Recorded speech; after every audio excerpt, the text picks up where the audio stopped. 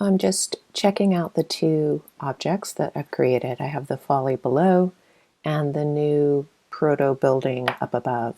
And they're pretty similar still. There's a couple of differences you'll note, of course, and you have made the same for yourself. The exterior wall, a suite of floors as opposed to the solid, and the stairwell, the 6-story stair that we've created. And so I've replaced this single stair. And I'm missing a couple of elements in the new building. One of them is this additional volume, which could be kind of interesting to look at in section. We want to look for some taller volumes or maybe some interconnected floors.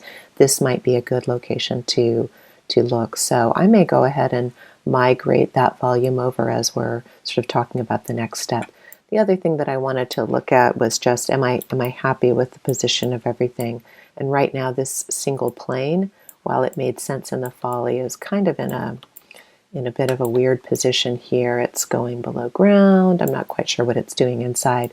So I want you guys to feel like you have the flexibility, of course, to change some of the elements of the folly as you turn them into a new building. So I wanted to talk a little bit more also about the clipping planes. And for the next exercise, I'm going to recommend that you set up 3 clipping planes. So one in the horizontal direction that will allow you to look at the plans. And again, if you build this in the top view, it will not assume that you want to use that clipping plane in all the views.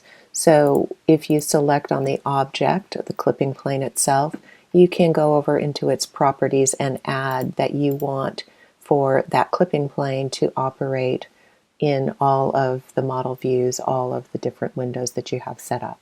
So let's make one for the top. I'd also like for you to make 2 different vertical clipping planes, one that will cut a section essentially in one direction through the building, and the other that will cut at 90 degrees or close to that, kind of depending on your model.